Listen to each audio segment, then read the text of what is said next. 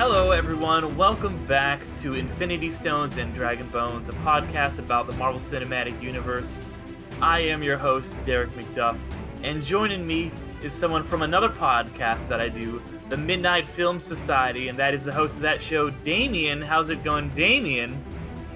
Pretty good, sir. Very well. How are you? I am doing well. Had the day off, recorded a couple podcasts, and watched some Marvel. In preparation for this, as I'm sure you did as well.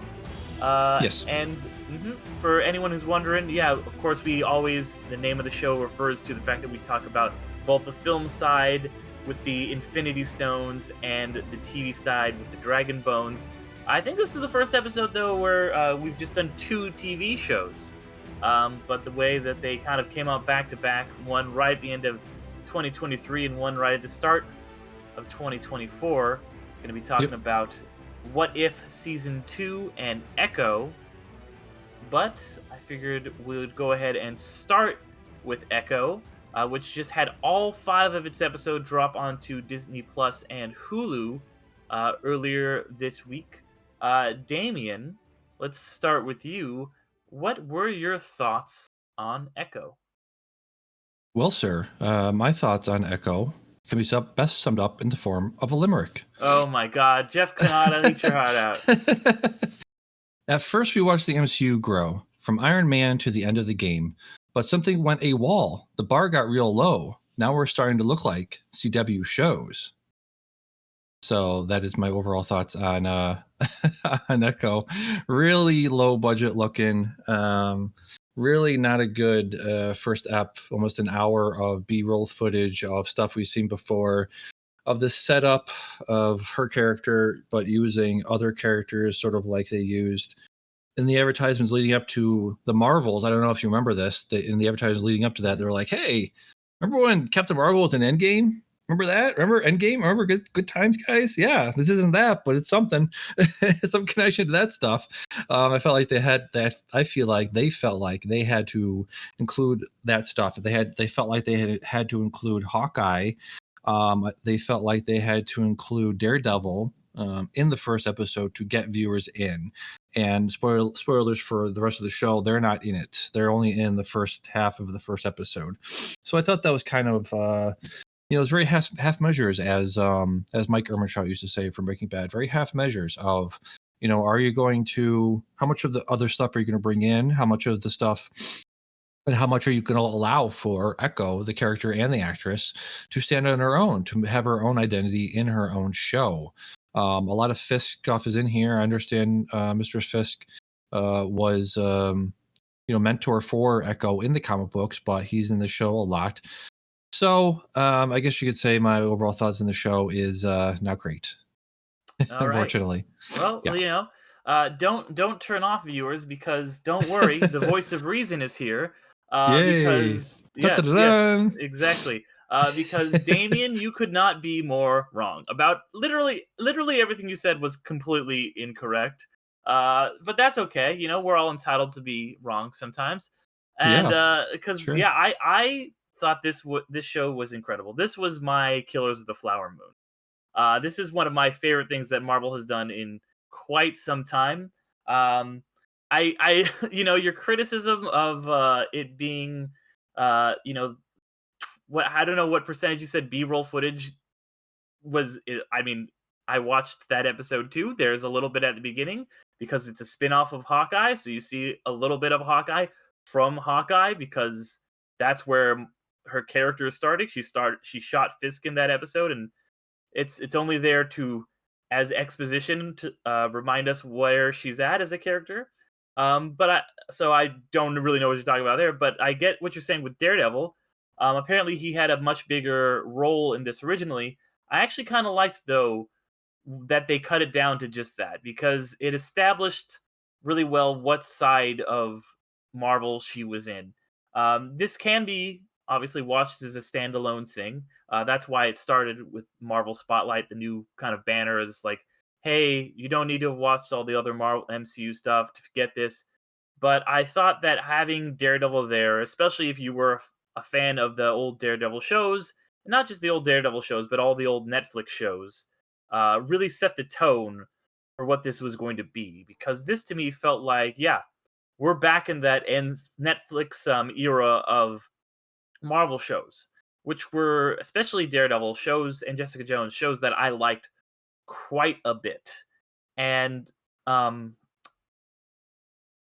I also liked that those shows. My one problem with those shows is that they went on a little bit too long. This Yeah. being 5 episodes felt like there was no fluff, there was no filler, there was no we have to go here do this side thing. It felt very, very like here's the arc of the story. It's the story about tragedy and pain and healing from trauma and family, and it took care of that. It got in, it got out. It did its 5 episodes, longer than a movie, ironically about as long as Killers of the Flower Moon, I think. Mhm.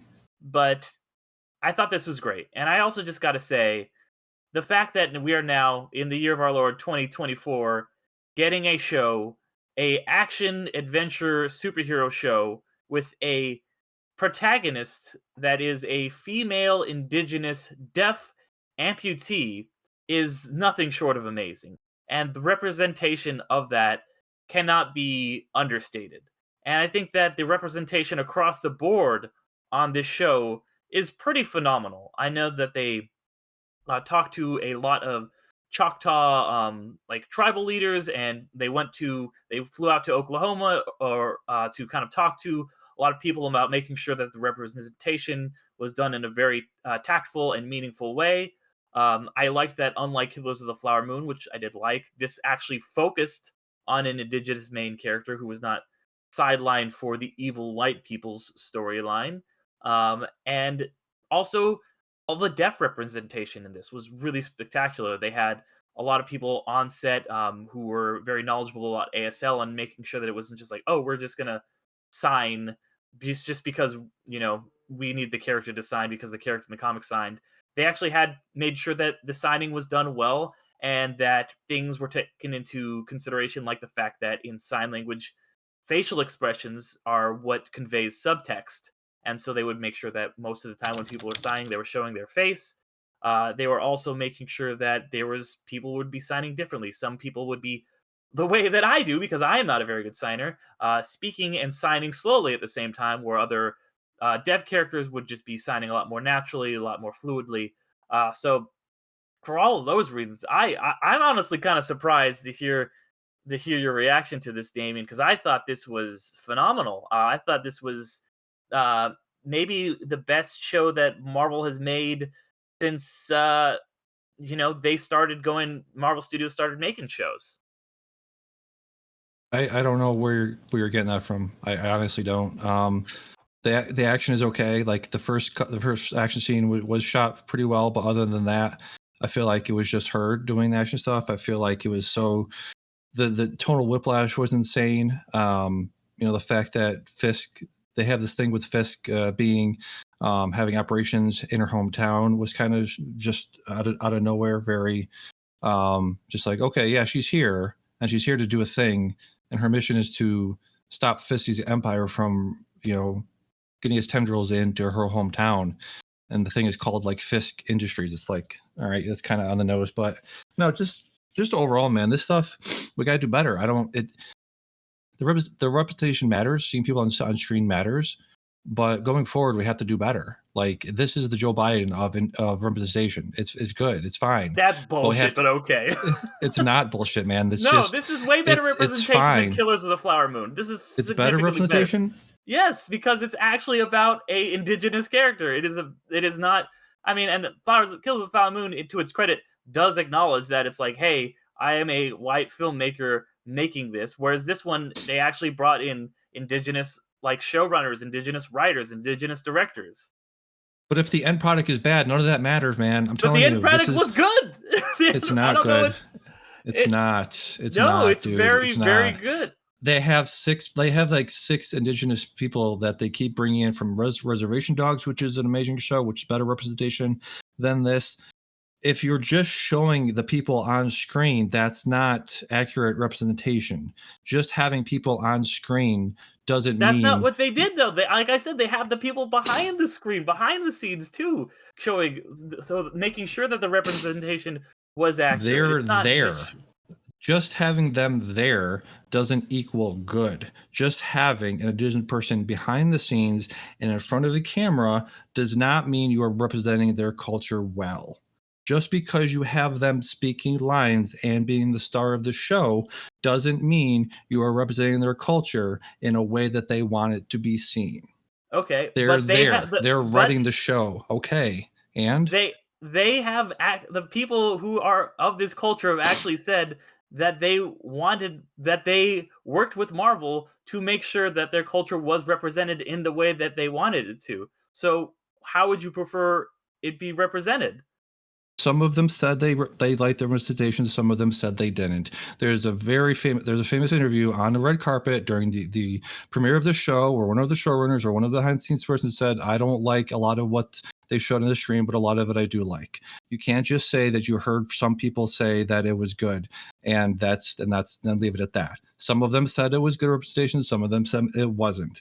They did not get across the board positive reception from the indigenous community. You can't just say that.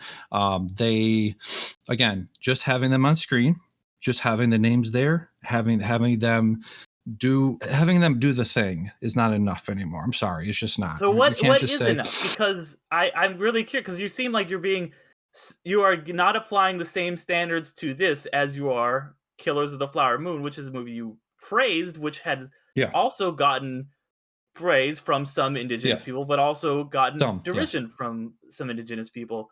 So, because that was I'm well not saying written. The just the show is fact that badly written. Like comparing this to Killers of the Flower Moon.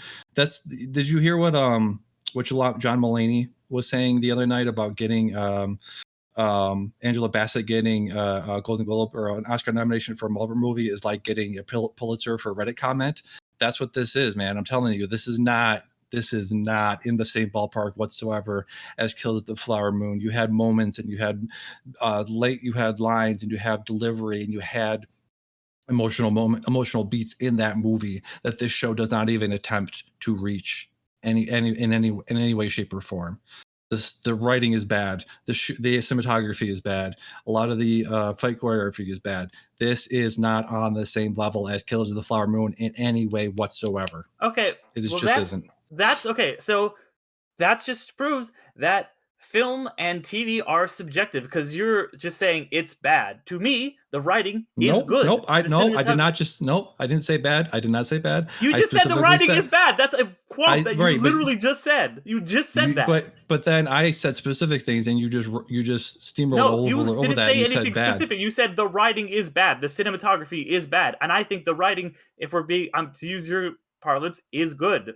You didn't say anything specific. You said the writing is bad. That's literally what you said. Yes, compared to Killers of Flower Moon. You asked me why is Killers of Flower Moon better representation? Not good, not great, not perfect, better representation of the indigenous community than this.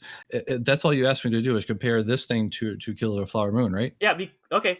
So, but you're saying that the writing is bad, but to me the writing is good. Okay, So tell me why. because the characters in this I resonated with quite a bit more. I was interested in her arc, her story about healing, her story that connected to the long line of people, the long line of healers, the long line of traumas and things that her ancestors have had to overcome. I really liked her as a character. I thought she was a really interesting, unique character, and it was a plot line that felt it moved. I was interested in it, and to say like the cinematography is bad. I didn't think the cinematography was bad, and I'm not trying to I'm not trying to shit on Killers of the Flower Moon. I understand that most people will like Killers of the Flower Moon better than this. That's why I said this is my Killers of the Flower Moon, in the fact that it affected me the way that a lot of people talked about how Killers of the Flower Moon. And I'll bring up the because I think they are covering similar subject matters in very different genres. Of course, one is a Marvel TV show and one is a prestige movie from Martin Scorsese. But So this it's not one, fair in some ways to compare the two. I agree. yeah, that's what I'm saying. But this one, what I'm saying is that at least this one puts those characters at the forefront, right? And you have a point. Just putting them at the forefront is not automatically good representation. Having writers behind and directors and all these people behind the scenes and people telling them this is a good way to do it does not automatically make something better. But it is important to do. If you don't do that, then you've lost already. If you do that, you give yourself a chance. And that's what I think the show did. Doing all of that did, doing all of their homework, making sure that they were respectful to all of that. Because Echo in the comic books, is just kind of, and I think they even call it out in that early scene where they have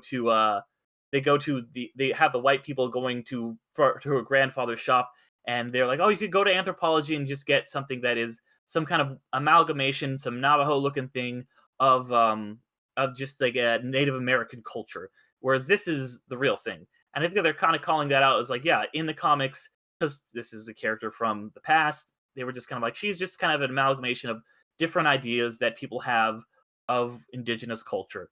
Where in the movie, they actually did the homework. And we obviously disagree whether how much that paid off to you.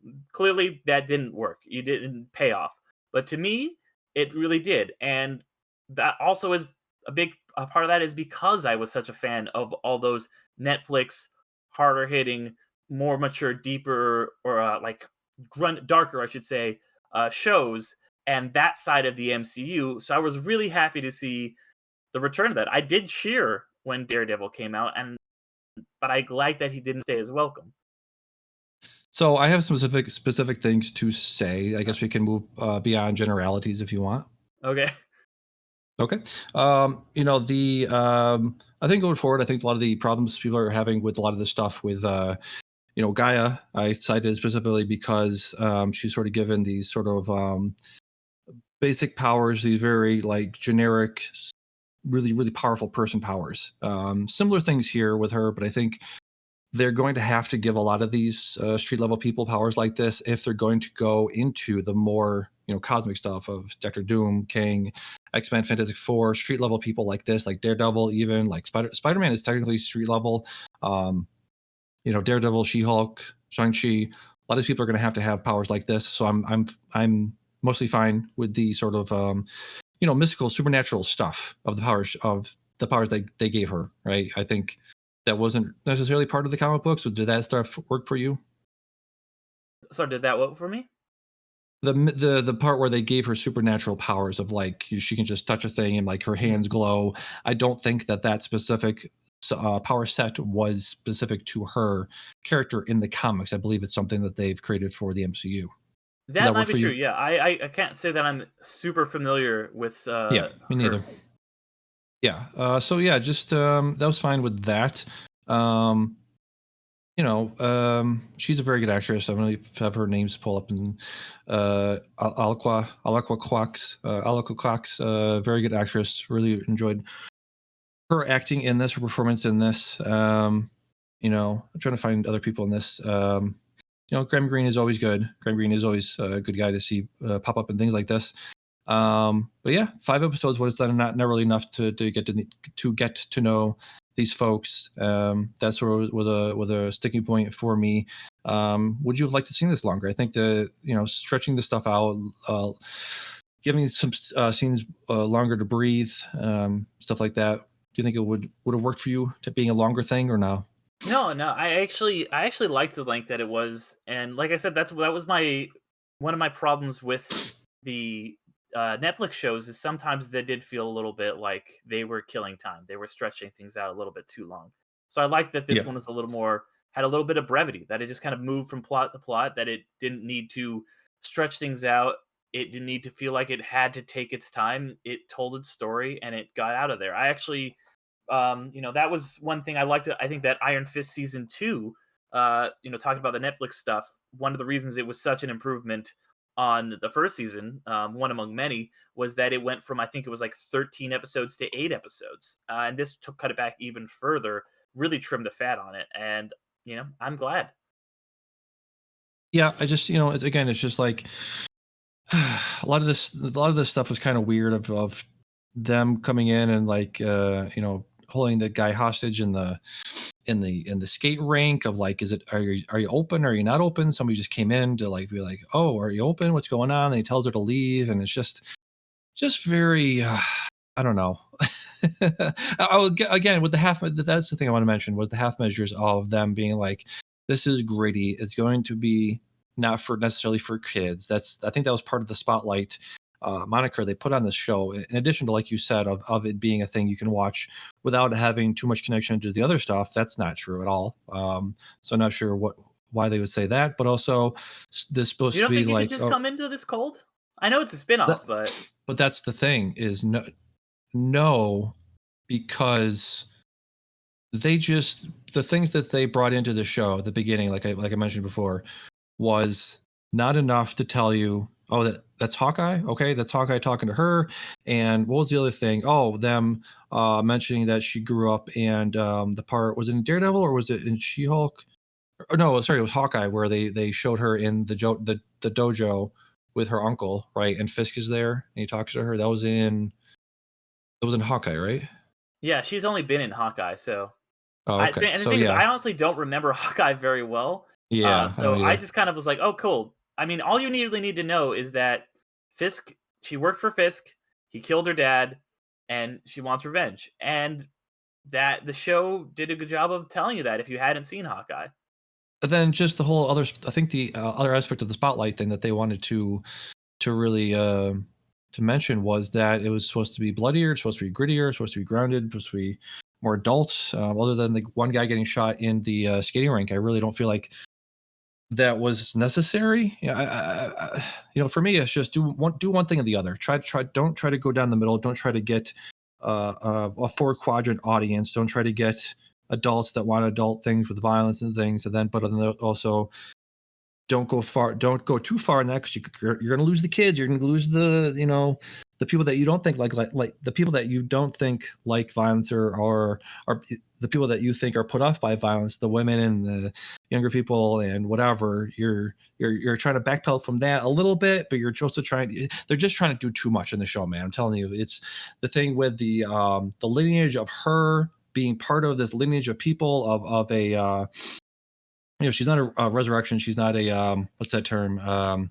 When you are coming back from a reincarnation. Like she's like sort of a reincarnation of this old spirit from thousands of years ago. Also makes it so that her herself is not special. It's not her doing the thing. It's not her finding the power within herself to do these things. It's because she's the chosen one.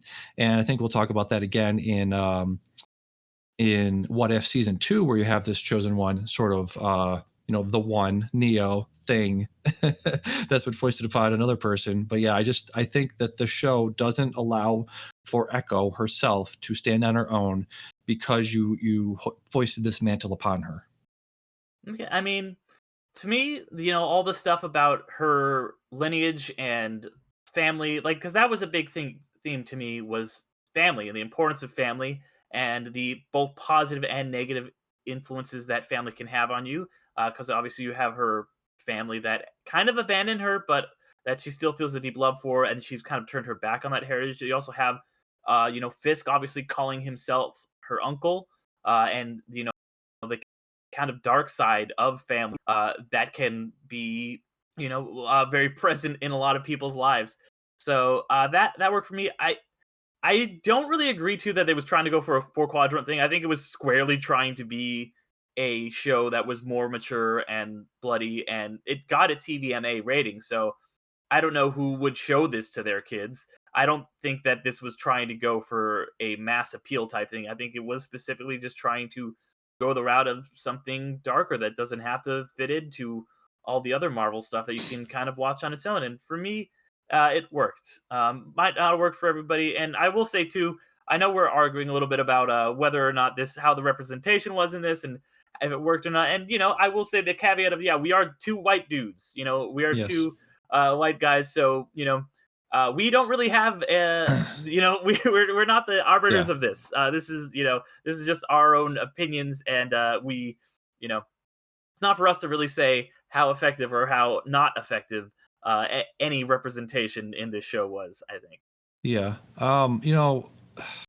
Just to kind of put a pin on it or a capper on it. I just feel like the ways you're talking about this show, if you took your if you took those words and those adjectives and your whole thesis about the show and the thing you take away from it, you could apply that to so many things. It's a show about trauma, a show about family, a show about lineage, a show about this. It's such a boilerplate sort of statement to make about the show, and that's my big problem with it, is that you're just saying these things that have been explored over and over again in many other pieces of media. It's just so, like I said, boilerplate is the best word to use for it, because it's trauma, it's family, it's these things you're working towards. It's working through.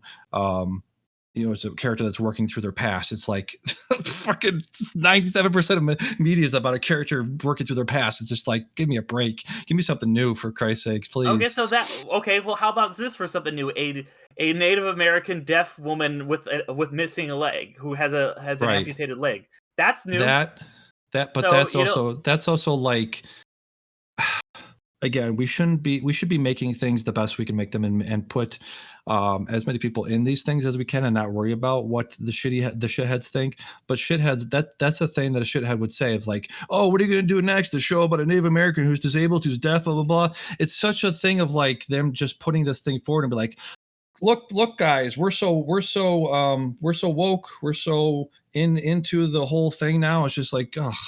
So you would prefer another show about another white male protagonist? No, but it's just so ham-handed. It's just so, it feels forced to do all of these things of like, guess what, guys? We're against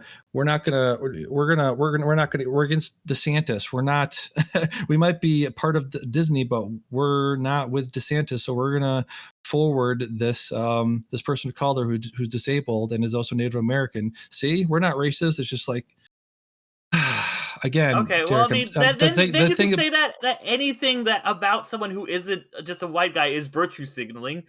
You can say that about anything. Yes, exactly. You can say that about literally. But I'm not saying. I'm not saying that about anything. I'm saying about this. Okay. I'm saying about this. Okay, but why is this specifically virtue signaling, but Black Panther isn't? Well, I think they both are in their own way. I'm not going to say that they're both not, but they are in their own way. And again, you're trying to compare this to a property and to a movie. Wakanda Forever, not so much, but the first movie, much better. Okay, you don't want me to say writing, dialogue, much better dialogue, much better action sequences, much better character development, much better.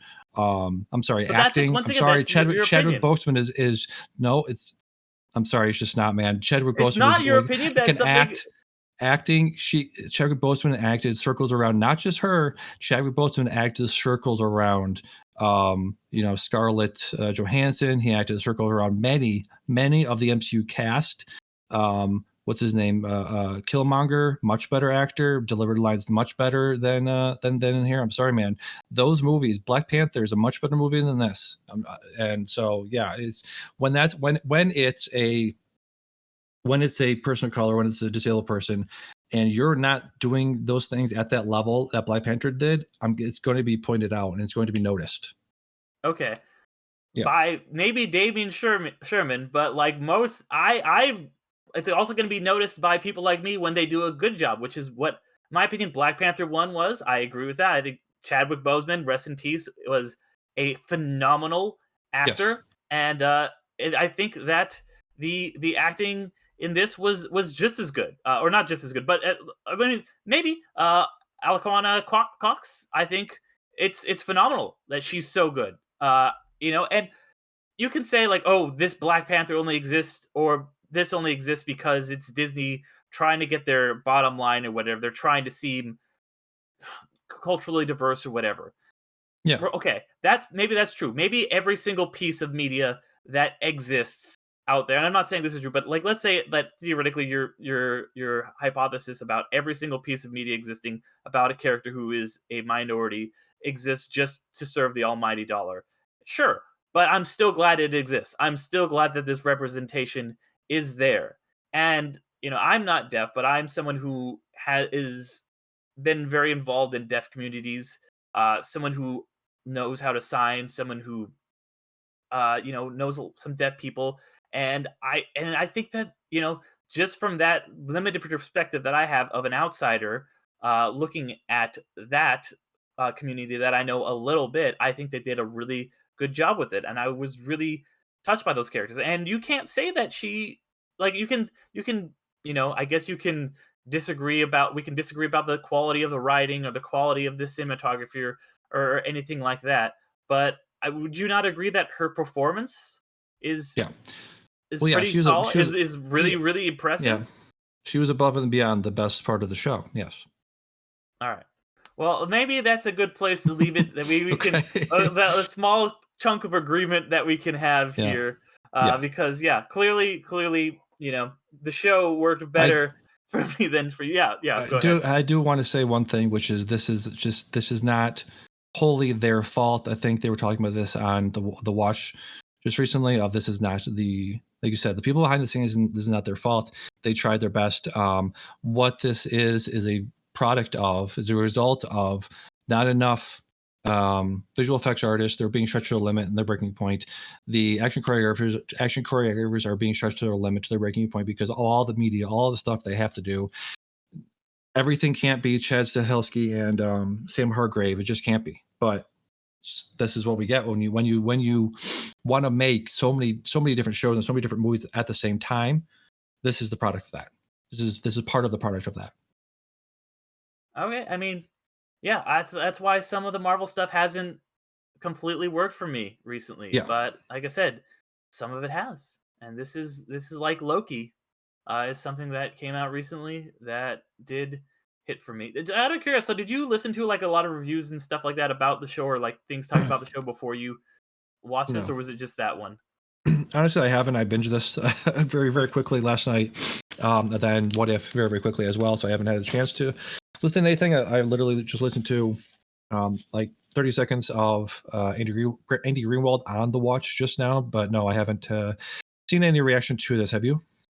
I haven't seen a ton of reaction. I did look up because I know that Marvel stuff has been very divisive recently. Obviously the reaction by fans and critics to um, something like Secret Invasion was very negative. So I did just look at to see, like the Rotten Tomatoes score and stuff like that. And it's I think it's like 73 or something like that on Rotten Yeah. Tomatoes, Okay. which is not bad, which is pretty Yeah. solid, So Yeah. kind of in the middle of us right there. People are not coming out and hating it like some of the Marvel stuff. So Sure. I was worried. I know people were Yeah. because I was honestly, I will say I was nervous going into this. I was nervous because people were saying the reason that it's getting just dumped all on one day is because it's not good and they just want to get it out of the way. So I was very nervous, and I was very nervous that the critics were going to come out and just bash this and give it like a 31%. It was going to have a 31% on Rotten Tomatoes or something. But it seems like that was not the case, and initial reactions have been uh, Yeah. lukewarm to good. I Yeah, I guess I'll do want say. to say a couple more things. Emphasize the fact that they did try very hard. These guys, like you said, just like Dave Chen says at the end of Filmcast, it's hard to make a thing. So Mhm. props to them for making a thing, and also, shit, I just lost it. Props to them for making a thing, and also, the very end did actually get to me emotionally of when Echo goes into his mind palace and finds his memory of his father beating his mother, and Oh, that was emotionally when effective. Kingpin does, you mean, right? When Echo goes into Oh, him, Echo like goes into finds Kingpin's mind. Okay, I see. yeah, when Echo finds the memory and says, let go of your past, let go of your anger. That was very emotionally impactful. So I have to mention that here. Yeah, yeah, that scene really worked for me. And like I said, maybe not the most original concept to deal Yeah. with, but I thought that the way they handled it was really well done. Yes. And as someone who did who watched the Marvel or the Netflix shows, I think it was well, you don't need it's not required viewing as I was saying, but Yep. him staring at that wall and it cracking, seeing that same hammer was kind of like, oh, cool. You care, you remembered this, you cared about this stuff. You're not just slapdash putting it together. There's clearly Yep. some thought put into this. But yeah, we're still friends, right, Damian? Yes, for now. For now. Okay, for now, We'll let's see do how we do after What If. But we'll do your yearly evaluation, and then we'll see. okay. Yes. What do we got Well, next? Next up, we got the other show that came out recently on from Marvel. That would be What If season 2. Before did you watch season Yes, 1 of What If? I did. I enjoyed it very much. One of my favorite projects post Endgame from the MCU. Okay, and I'll Yep. just give the list real fast of so What If, Yeah. of course, is the animated show, which asks, kind of takes a peek into different alternate realities, alternate possibilities, and asks, what if something else had happened? And it gives you a alternate scenario. Usually, it's about 30 minutes long, and those what ifs are: what if Nebula joined the Nova Corps? What if Peter Quill attacked Earth's mightiest heroes? What if Happy Hogan saved Christmas?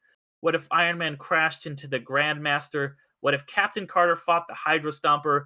What if Kaori reshaped the world? What if Hela found the Ten Rings? What if the Avengers assembled in 1602? And what if Strange Supreme intervened?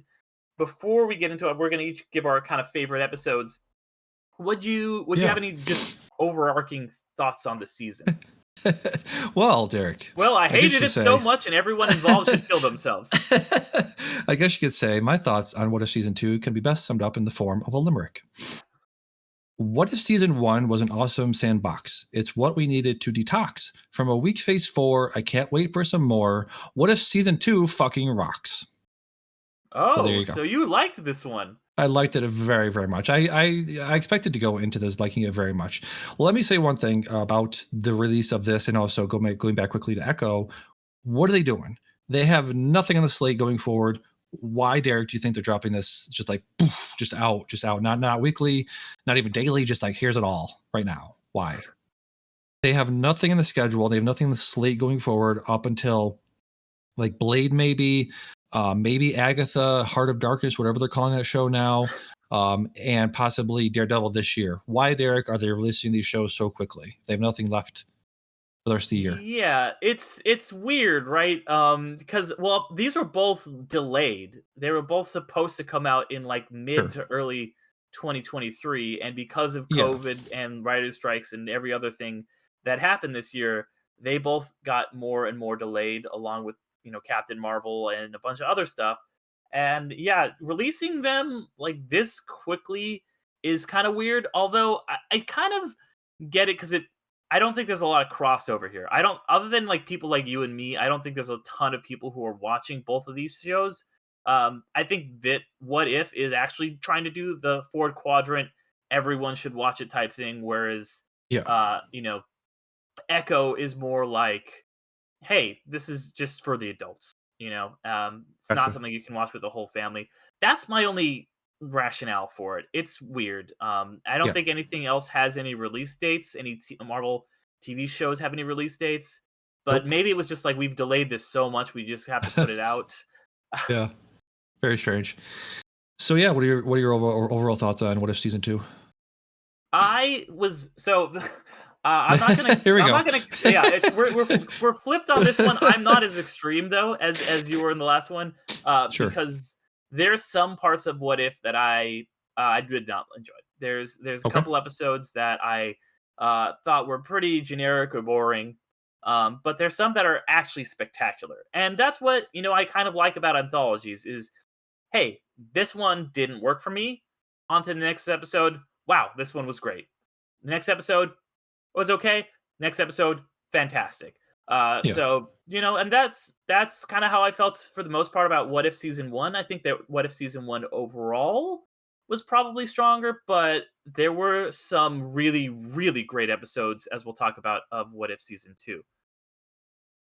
Yeah. I don't know. Did we talk about What If Season 1 like in a podcast in a I long form I podcast? I don't think we ever did. I did an Okay. episode of it on Yeah. here on Infinity Yes. Stones, but you were not on that episode. Yeah, I really liked What If Season 1. It does some of the best stuff that I personally want out of it. Maybe that's just me. Of like you said, anthology. This thing doesn't lead to that thing. That thing doesn't communicate with this thing.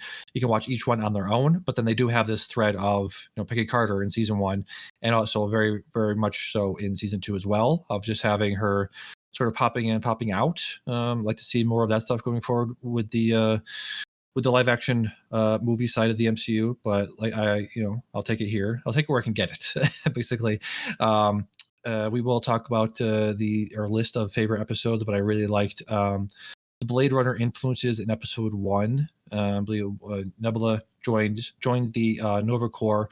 I'm currently almost done with a book called where is it? I'm in the middle of a book called The Shamshine Blind by Paz Pardo. It's about an alternate United States, like around 2009, about 20 years after the Falkland Wars, where Argentina won, because they basically had they weaponized emotions. Like they were able to have their emotions come out of them, and they were able to like shoot people with like sadness and depression and anxiety and things like that. So they were able to win the Falklands War and went on to take the U.S. mainland. And it's sort of about a detective trying to figure out who was killing certain people and why. It's very Sam Spade sort of neo noir detective story. It's very, very cool. So that was probably why season or episode 1 was one of my favorites. With Nebula and Xandar, that was very cool. What'd you think of that episode?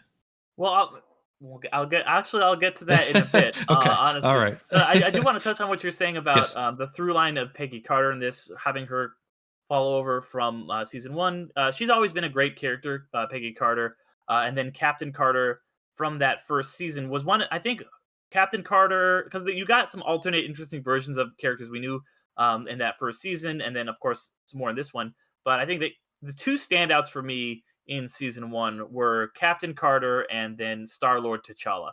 And obviously, there's a reason why we're not seeing Star-Lord T'Challa in this season. Yeah. But it's great to see that through line of Peggy Carter, to see her in 3 episodes here, because while it was still able to do that anthology thing, it did give us that interesting thing to keep coming back to. So I really liked that kind of overarching thing with her, and I'm really curious if we're gonna get because we got essentially the Captain America First Avenger in season 1, then we Yeah. got the Winter Soldier in this one. So I'm wondering if we're gonna get I'm really looking forward to in season 3 when they do Civil War Peggy Carter, Yeah. Captain Carter Civil War. That will be awesome to look forward to. Yeah. But Yes. Go ahead. No, I was going to count us out, but if you had something else to say. Count us down. Yes. Yeah, I love the aesthetics. A lot of them. I love the retro futurism of episode 5 with Peggy Carter, where she fights the Hydro Stomper.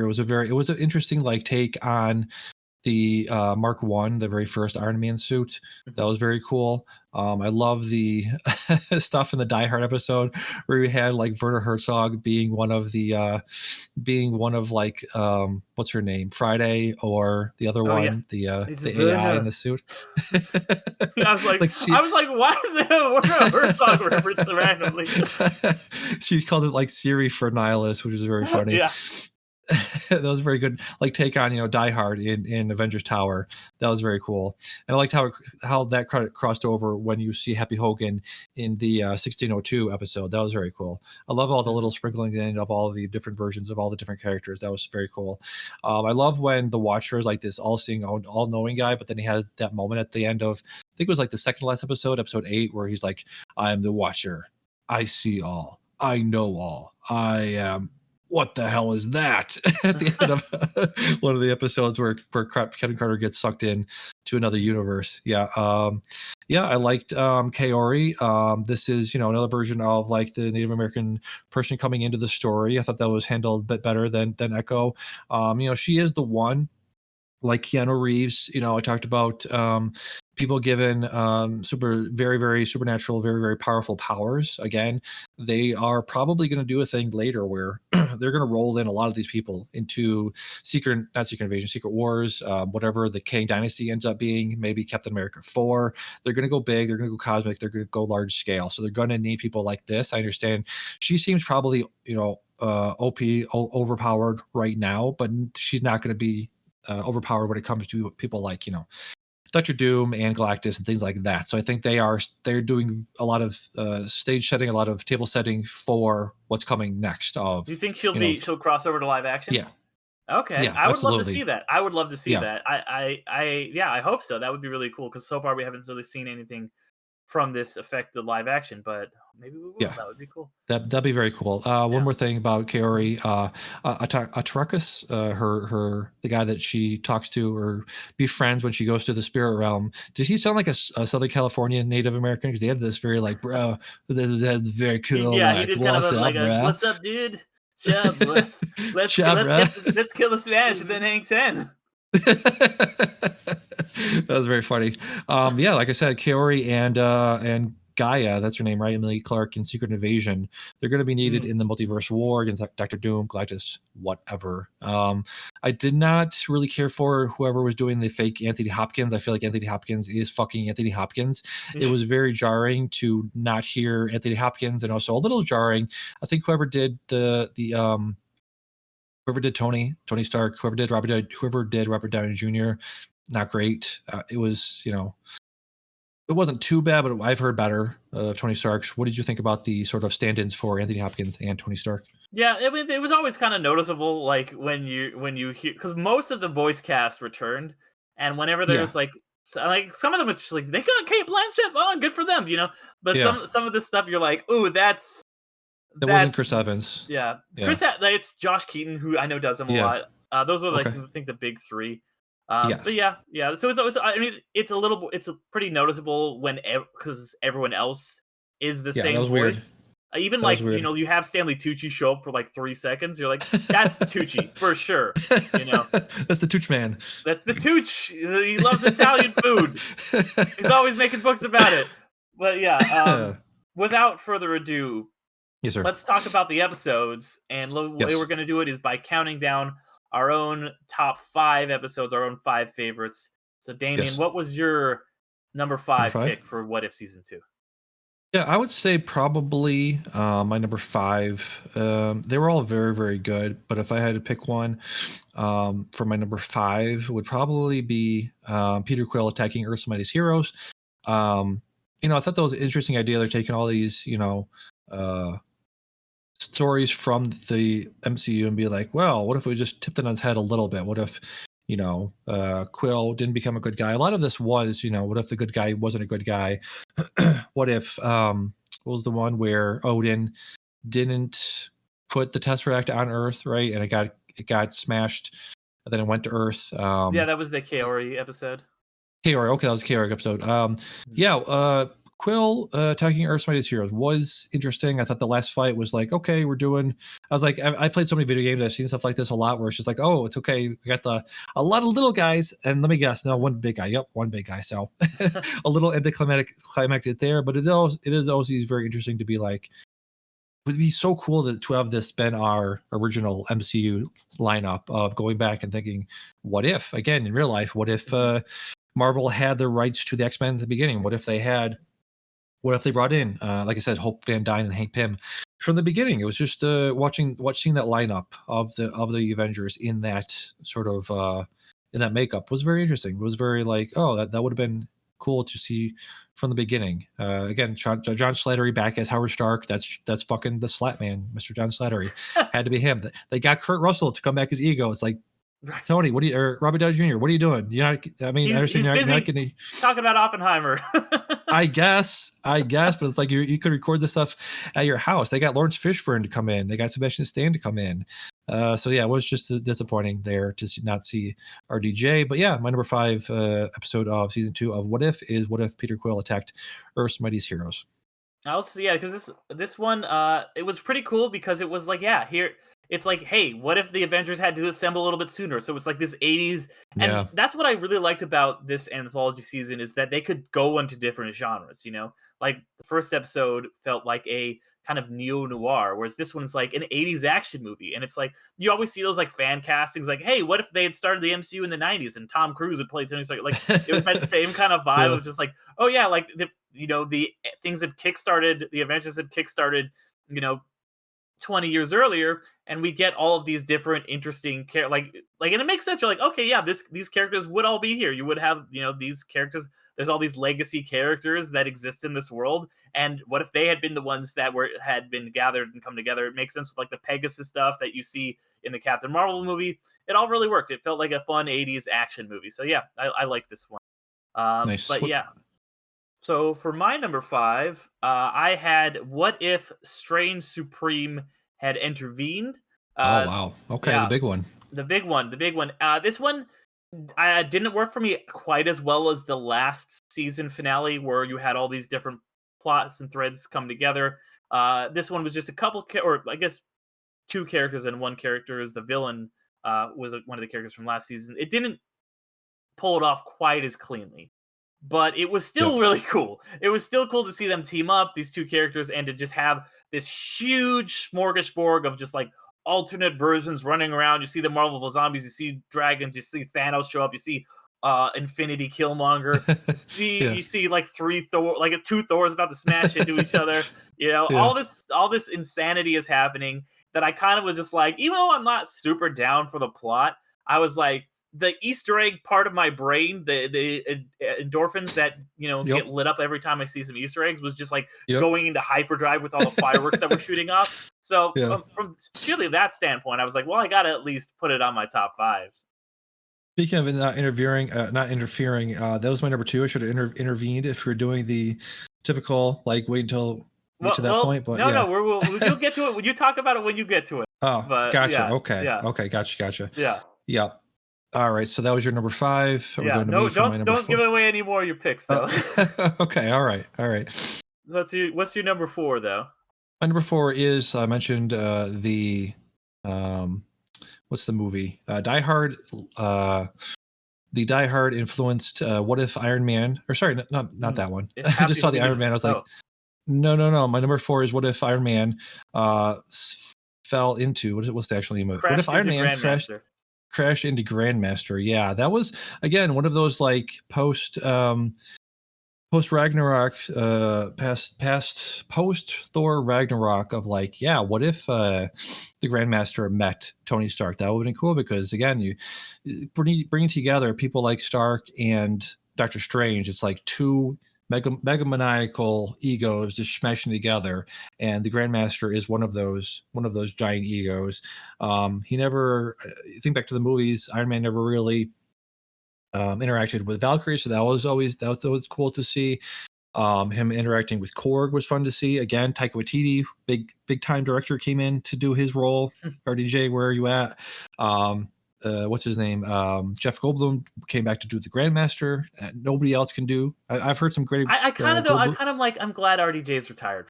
Like Yeah. I'm just kind of like Okay. let him All move right. on. You know. All right. Yeah, Gamora was here. Valkyrie was here. I liked it. Was a very, very cool action set piece with the whole race around that thing, and then they fly out of the arena down that massive drop into the road. That was cool. It was one of my favorite action set pieces in this thing, which I think is sort of the point of it, right? Because you can do so much more with animation, do it somewhat cheaper and somewhat more easily than you can do in live action. So I think this is using those tools and using that format, using that medium to its full extent in stuff like this. It was very cool. Yeah. No. This one for me, it didn't quite make it. This one I know it was originally this had been, and the reason why it was like previously on, and it showed you like how Gamora's story is because this was supposed to be in season 1, but they had to cut an episode from season 1 because of COVID and time constraints and stuff.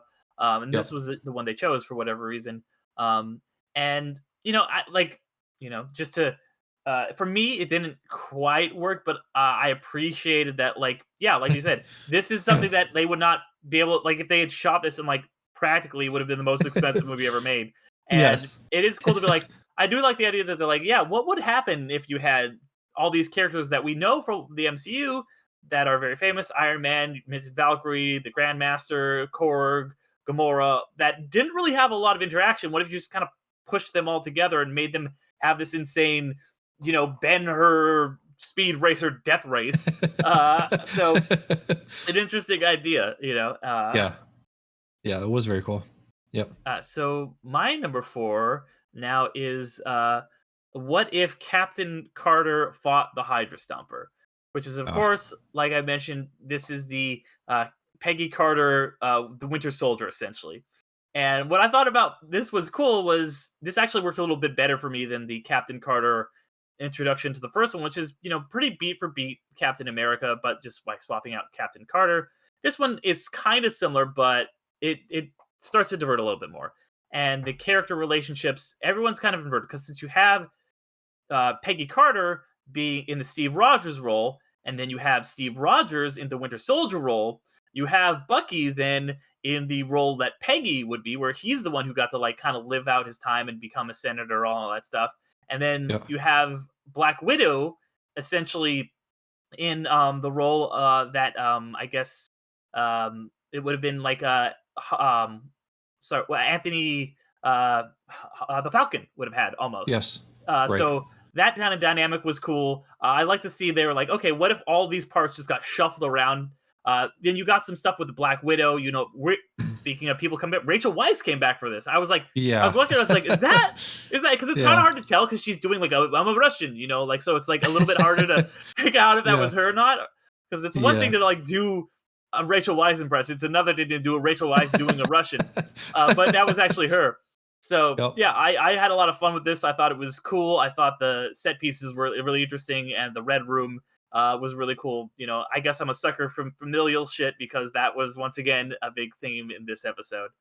Yeah, just one of those like, oh, okay. Lake Bell was Natasha Romanoff. It's like, Scarlett, what are you doing? You got nothing going on, so why not do this? Yeah, Natasha's always been one of those weird characters, right? Because she's trying to look through the list here, and one of the not superpower people. I mean, I guess like you said, Rachel Weisz's character isn't, but it's always weird, like those moments where it's, they had that part where they're going through that old town of mannequins, and suddenly they all turn into soldiers, and they all like this lineup of mannequins shooting at her all at once, and she just dives behind some some random wall, and she's fine. It's just like, all right, you're starting to break my suspension of disbelief a little bit, having her the only human person there against all the other superpowered people. But yeah, did not quite make my list for those reasons. Okay, all right, fair enough. Yes. And I feel like sometimes like that I did feel that a little bit, but I feel like they kind of get away with it a little bit more, and not just in this episode, but in a lot of episodes. Speaking of, like I know that that's kind of how I felt about Peggy Carter in the last episode a little bit. But I think you can get away with a little bit more in animation than you could in live action. Yeah, absolutely. Yeah, but you're number 3. So yeah, I mentioned it, or I almost mentioned it last time. The What If Happy Hogan Saved Christmas? I love Die Hard, one of my favorite action movies, one of my favorite Christmas movies. Great take on that. I love seeing Darcy Lewis. I think Darcy should be in many more things. What's the last time we saw her? Was she even in Love and Thunder? I don't think so, right? I think she was. I think she had a cameo in it. She was Did definitely she? in WandaVision. I think she was. Yeah, she was in Love and Thunder. I think she sees Jane in the hospital, I think. Oh, that's right. Yeah. Okay, yeah. More Darcy, please. Just in general. Yes, Darcy is the best. Darcy is the best. Love seeing Justin Hammer again. Love seeing again Sam Rockwell reprising his role in that. Yeah, it's just very funny seeing like Ross Marquand was Werner, one of the AI things. What that guy did what was he? Red Skeleton? Red, right? What was the name? Oh, Red the Red Skull. Red Skeleton is a comedian. So anyways, yeah, Mark Ruffalo, Bruce Banner in this, and it's very funny to see him as like I guess they have him not targeted. They have him credited as the Freak, which I don't know. I'm not sure if that's an actual Marvel character, but that was funny seeing him trying to remain normal while he's like getting super powered. Yeah, very, very good. Again, one of those things you really couldn't do live action, or if you did it live action, it'd be incredibly expensive to do, the Hulkbuster scene and him transforming and all of that stuff. I think they played with that stuff really, really well. Yeah, and you know what? I'm just saying, I'm kind of glad that our picks aren't exactly aligning because it is actually giving us an opportunity to talk about everything. Yes. Because this is something where I think all the pieces were there, like everything. It didn't come together completely for me, but I appreciated we're gonna do a Christmas special.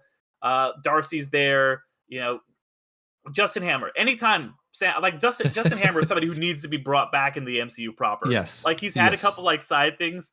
Getting to see him as the main villain was so great. He feels very natural to slot in for that kind of Hans Gruber role there. So Yep. that was great. Sam Rockwell, he's just the best.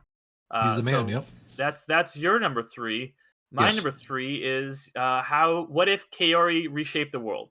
Okay. This, as we talked about, had all that stuff about Native American and stuff like that, which is really cool. She's a Mohawk warrior who gets this power. And what I love about this one is all of these are like they're like remixes of things we've loved, which are cool. I love a good remix. But this one is original. This is the first, Yep. this is a wholly original character. Other than like a brief scene at the very beginning, this is all new shit, which I think is cool. I also really like that they just went full on. We're like, we're gonna have this not be in English. I know there is an English version, which like if you listen to that version, like you're a plebe. But like they actually do it in like the actual like Mohawk or Iroquois. I can never pronounce it, but the actual languages Iroquois? in Iroquois. Thank you. Language and in Spanish too, of course. And I think it's in the same way that Black Panther was really cool because it's like, yeah, what if there was this African nation that had never been colonized? This is like, what if when America was becoming colonized by the Spanish and others, of course, the Native Americans fought back with the superpower, and it's just so cool. Like the title "Reshape the World" is so important because it's like, yeah, the new world is going to be completely different. There's not going to be the genocide of Native American peoples in this version of reality, which I think is really awesome, really important. I really like Kaori as a character. If you're right, which I hope you are, and she does become a character going forward, and I think that there has been some positive reaction to her, then I would love to see a live action version of this Yeah. character. So I'm glad that she of all the one because not she was the one breakout character that got to come back from this season and show up at the end. I thought they were going to kind of do a thing like they did with season 1 where they bring back everybody, but if there's just going to be one, I'm glad it was her. Yeah, she's the Harley Quinn of the show. Like I think people don't realize that Harley Quinn was a creation of the television show, the animated Batman show. So you're going to have characters like that pop up every now and then that aren't part of the comics lore. They're not part of the comics canon, and that's fine because they've done it before. Like I said with the DC. So yeah, very very cool character. Yeah, definitely. Because she's like original, right? She's not from any comics or anything, right? Yeah, that's what I looked up as I was watching. I was like, is this somebody from a comic book? Yeah, like I said, just like with Harley Quinn, fully X-23 invented. also, yeah. Was X-23 a cartoon? Yeah, she was from X-Men Evolution. Oh, gotcha. Yeah, okay. So that should like that as well. Yep.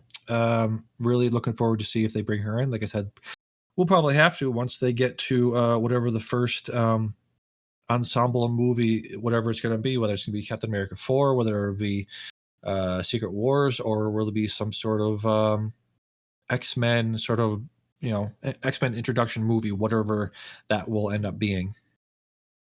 Yeah. I think, I was going to say like the Omega level mutants, your Magnetos, your Professor X's, your whoever's, those Omega level guys, if you want to have like the really nerdy, competitive conversations about this. If you were just to take the X-Men versus the Avengers, which they've done many, many times in the comic books, I'm just going to say the X-Men are going to wipe the floor with the Avengers just because with Professor X and his mental stuff and Magneto he's Omega level for a reason. Not Ice Boy. Iceman, right? Iceman. Ice Boy. Ice Boy. Iceman is technically Omega level. Bringing those guys in, you're gonna need people like Kaori to take those guys on. Yeah, absolutely. All right. Yep. Well, we already kind of know, but why don't you go ahead and tell us what your number 2 is? Yes, my number 2, like I said, is What If Strange Supreme intervened. This is the last one of the series, and just like with the last one, just like with the first season, this was the sort of what do you call it? The bringing together everything. All we've seen Strange Supreme peppered throughout this season. He was instrumental at the end of the first season, and is very much instrumental here in bringing this all to a close, because he's still trying to bring his girl back, just like Mr. Freeze does in the Batman world. Speaking of Batman, is very much I forget what what his wife's name was. Trying to see if I can find it. Remember his wife's name? Miss Mr. played by, what's her Freeze? name? No. Oh. Supreme, Strange Supreme's wife's name. Yeah, it's Christine. Christine. Christine Yeah, Palmer. Christine. Yeah, He says Christine so many times. Trying to bring her back, bring back the entire universe now. I guess that was what was revealed at the end of this.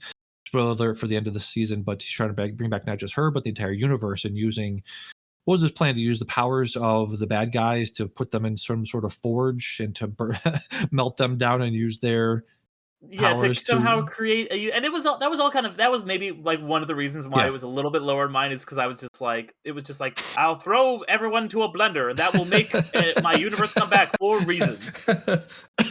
Yeah, exactly.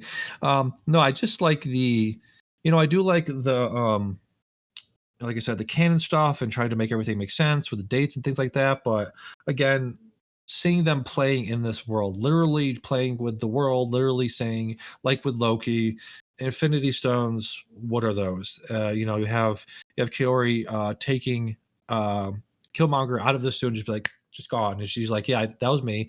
And when she's like, where'd you bring him? And she's like, I put him over there. It's just like, we're getting to this point where they're going to have to emphasize over and over again, Infinity Stones aren't shit anymore in this new universe, just like with Loki. So I think that's really important to emphasize there, that Kiori and people like her are going to be able to do this stuff. I saw like, you asked me if I saw any takes or any reviews for this stuff. Some of the asshole takes on it was, why is she so powerful? She's just powerful because she's powerful. Blah blah blah blah. It's like, yeah, because she has to be, because she is. And what else was I going to say? It's just cool because it's a toy box. Really, at the end of the day, the directors and the writers of the MCU are playing in a toy box. They're playing in with this stuff, and it was no more emphasized in the end scene, where you have Captain Carter, who's she's a variant of Steve Rogers. You have Captain Carter wearing the Infinity suit with like Mjolnir and Kiori had Mjolnir, right? But she had Captain Carter had some like staff Hela's from somebody. Hela's crown. It was like she the had sword from that Thor had in the 1602 episode is what I thought that was. So it's all this cool mishmashing and putting together, and just this cool, like, hey, this stuff is kind of dorky. It's kind of cool, and it's just weird, man. Let's just get fucking weird with it. And that's why I really jive with this episode. That's why it's my number 2. Nice. And one thing too, sorry, I spoke on it. I will just say, I was curious if you took it the same way when she's like, oh, before I go home, I kind of like want to take the scenic route or whatever. And then they see that tree. To me, that was the end of Loki, right? That's what that was? Okay. Because I was like, yep, okay. Because I was really wondering, like, given the end of Loki season 2, if there was going to be a reference to it. Yeah. And then they got it in there at the end. So I was. Yeah, more than anything, that was really the thing that made me say this stuff is going to be brought into the live action stuff pretty soon. So, but yeah, okay. That brings me to my number 2, which would be, and man, we have not had a lot of crossover here. I'm curious to see what your number 1 is going to be, if it's anything I've mentioned so far. But my number 2 was what the very first episode started out well. What if Nebula joined the Nova Corps? I thought this was super fun. This is, like I said, like a much darker episode, one that is it's very Blade Runner. It's got Nebula doing that detective stuff. It's very noir. She's just like looking at the clues. She's like, and it still brings in characters from other MC. Probably you've got Young Rog, Jude Law. That was Jude Law, right? Or am I okay? Yeah. So love that he came back and was still being the same kind of goofy guy. It starts with the murder, of course, of Yondu, and like all great detective things do. It's like, there's a body here. It's somebody I cared about, and Nebula is really the perfect person to be in this genre of like just hard-boiled detective. And I was kind of like hoping like, oh man, we're gonna get to see Detective Nova at the end of it. And even though we didn't get to see her come back, I loved her like doing this and then kind of forming this like just very very weird team to go in there at the end. So I had a ton of fun with this one. What did you think of it? Yeah, I did as well. I might speak on it coming up here. Okay, But well, yes, you know what? Yeah, yes. then in that case, what was your number one, Dan? My number one was Nebula joins the Nova Corps. I mentioned it because I'm steeped in noir detective, grizzled detective stuff right now with the book I mentioned. Yeah, I love that aesthetic. It's probably one of my favorite aesthetics out there. You know, it's not a what you call that? It's not a random or obscure aesthetic. Hmm. It's a very popular aesthetic to deal with and to work with. But yeah, like you said, this stuff is very cool because I think we're seeing like not necessarily with Young Rug, but because that was 2019, right? With the Captain Marvel was right before Endgame, correct? Yeah, yeah. Yeah, so that was then. But I do like just overall how much we're seeing, especially with something like, what if Hela found the 10 rings.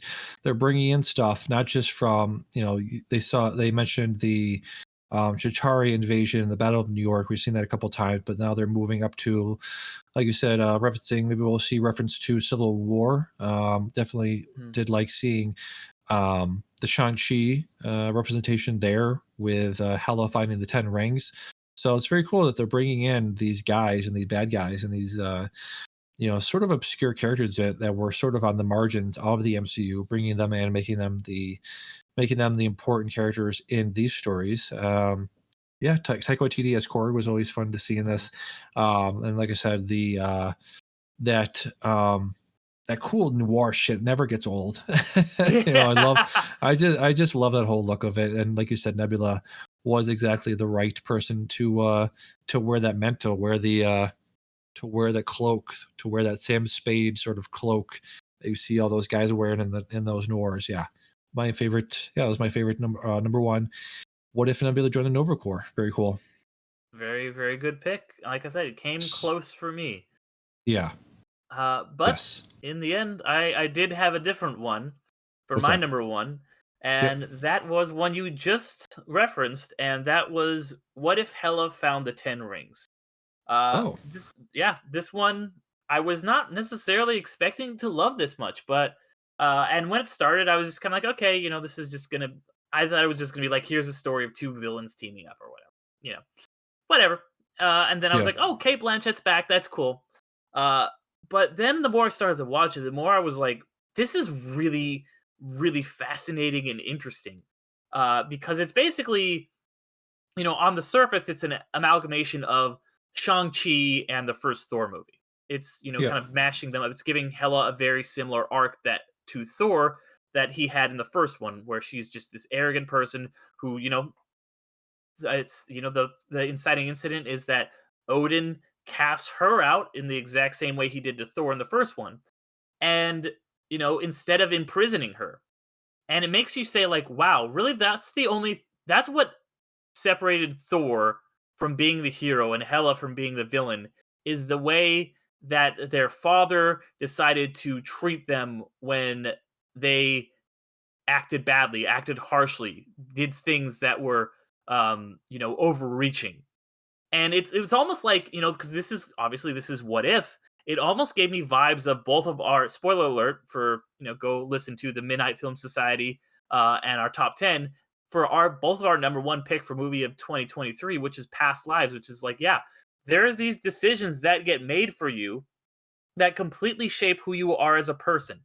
And if, as we see, um, Odin had decided to give Hela a chance the way that he decided to later on when he was older and wiser give Thor a chance, she would not have been this disastrous person.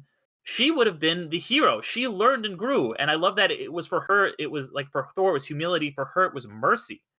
And she, by going into this world of Shang-Chi and like, talking to the Ten Rings, seeing that mystical civilization, she and Talao, she grows so much as a character to the point where they and like her and the Ten Rings also are positively influenced, and Asgard and the Ten Rings just gallivant across the galaxy solving all these problems, and how much better the universe slash galaxy would have been if Thor had made, or if Odin had made this decision.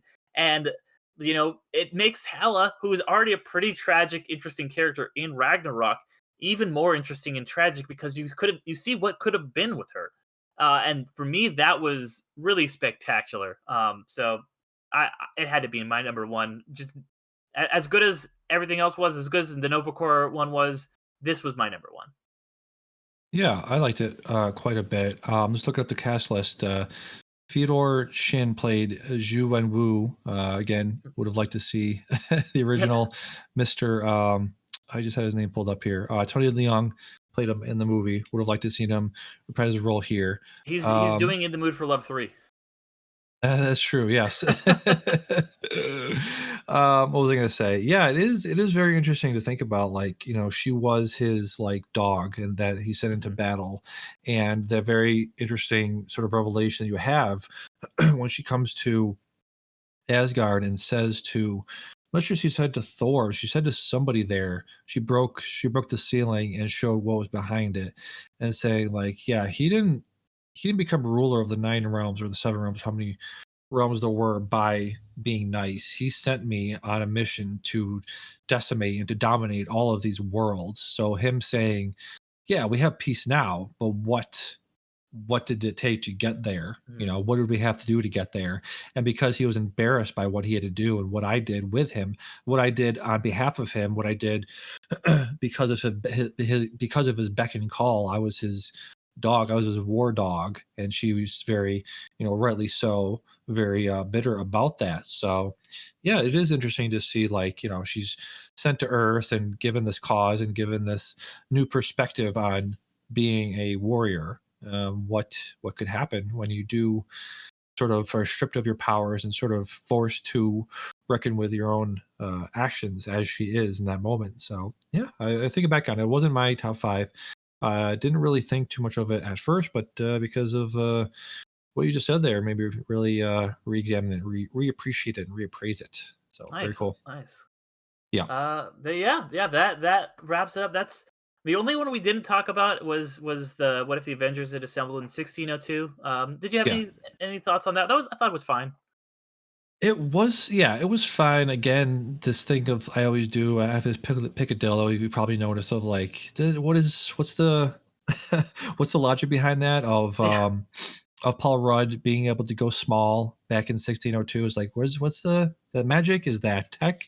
What's the deal with that? yeah. I'm Okay, kind of I like can they're explain in it. London on 1602, so like Thor's the king. What about the actual Queen Yeah. of England? Like, okay, Yes, it was again just the whole machinations of it. It's like Happy Hogan's there, but he's also the Hulk. Why is he the Hulk there? Why is he the Freak there?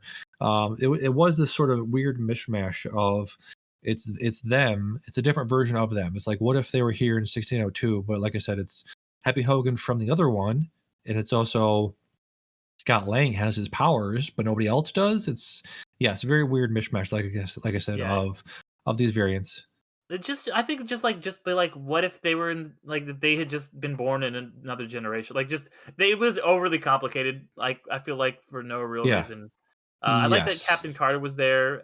It was interesting to see these alternate versions, but it was a little too much there for me. Yeah, and it was just the thing of it was a cool thing of them putting the time stone in, freezing time, and her Peggy Carter having this, like you mentioned, past lives examination of, are we meant to be together? Are we ever going to get together? Them her making reference to the fact that they have constantly having this, what's the past lives phrase Bunyan, right? Mhm. The idea that you can meet somebody and maybe in a past life or a forward life or some other world you might have gotten together with them under different circumstances. So I think like good reference there, good very good comparison point, because that's exactly what they're talking about. What she's talking about with him of like this version of her has had to watch him sacrifice himself over and over again for the greater good. And I think going forward, would be very interesting, probably very heartbreaking to see her, this Peggy Carter, this Captain Carter version of Peggy Carter, go and somehow interact with or understand or given the information about the MCU, our Steve Rogers, that in some universe somewhere, Steve Rogers and Peggy Carter were able to have their happy ending somewhere. So be very interested to see if in season 3 or some other version or some story beat where this Peggy Carter, Captain Carter, is shown what's the MCU Steve Rogers did and what he finally did and what the life he had with her. What do you think her reaction would be to that? Yeah, that's interesting because we do know that like there is one version where at the end of Endgame, obviously, where they did get to be together. But yeah, that's something I didn't think about is will Peggy get her end like that? Will this version of the Captain Carter that we've seen get her happy ending with Steve? Because that seems to be something that they're interested in developing. Yeah, it'd be interesting to see how they go with that. Yep. Well, I think that about wraps it up. We got to talk about all the episodes. We got to yell at each other about Echo. So, successful episode. Yeah, I would say so. Of course, I will say a little bit of housekeeping here at the end.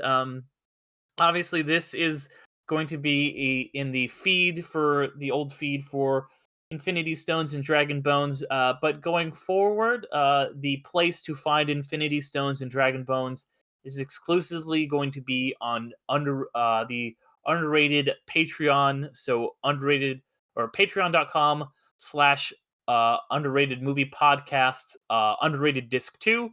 And you'll be able to listen to this on any level for $1 a month. Or if you want to just sign up for 1 month and then cancel, that's cool too. Or there's a free trial for like 7 days. There's if you want to skimp around it, then I won't be too mad. But yeah, there's ways for you to do that. But yeah, going forward, Infinity Stones Dragon Bones is going to be a bonus podcast. But these episodes that already exist, of course, are not going away. They're not going anywhere. I'll link that in the notes. But that's this podcast. Damian and I also do another podcast. If you want to tell the good people about that, Damian. Yeah, it's called Midnight Film Society. You can get it anywhere you get your podcast. Apple Podcast, Stitcher, Google Play, Apple Podcasts. I use Pocket Cast. Personally, I use Pocket Casts. They're one of the best ones I've found out there to easily sort your podcast by release date and stuff like that. Spotify for podcasters is an easy way to make a podcast. So I release it like that. And we did most recent episode was the top 10 films of 2024. Me and Derick sat down and did that for a couple hours. Discussed some stuff, some categories before that, but definitely did dive deep into our top 10 films of 2024. You can hear all of the creation of that was quite difficult. It's a labor of love, like I said in the description, but it was definitely worth it. You can hear all of the sort of clips I included in there for each of our picks. It took quite a bit of work to do that stuff every year, but I also very much enjoy putting it out. So go over there and check out Midnight Film Society anywhere you get your podcasts. Yeah, and smash it, like and subscribe, smash the like button and all that stuff. Smash that button, folks. Yep. Yeah, no, I think it came out really, really well. Although you did miss the John Wick one. You did miss the John Wick intro. Yeah, okay. I realized that at the end there. Yep. But yeah, that'll happen. It was still, yeah. I mean, like I point out the one thing that was wrong in an incredible episode that you did. It was great. Yes, I had a lot of fun recording that one with you, and of course recording every other week. There's every Monday. I'm gonna be every other Monday. I'm on that one, and then on opposite Mondays, of course, I'm on Underrated. So look up Underrated Movie Podcast. If you, for some reason, are you listening to this podcast and you haven't, maybe you're just a Marvel fan, maybe you don't like other movies, but if you haven't heard of my Underrated podcast, Underrated Movie Podcast, check that one out everywhere.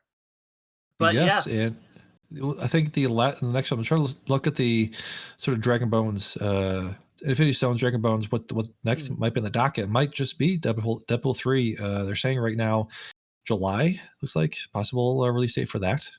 Yeah, that's okay. That's the thing. There's Yes. there's one MCU movie coming out, and it's also Yeah, a movie that's a crazy. sequel to two movies that weren't in the MCU. The whole year, there's 0 DC movies coming out. I guess if you Yeah. can count Joker. Joker's like an Yeah. Elseworlds though, so it doesn't really count. Do Yeah. you know how many fucking Sony Marvel movies are coming out next year? Well, the 2024, you mean? This year I should say. Yeah, this year. Yeah, there's Madam Web is one. Mhm. I know there's Joker 2. That's I not a know. Sony Marvel movie. Okay, so what's the one? The What's Scum like universe, as this it was called before everyone was like, "This is the worst thing ever." Sony changed this, and they did.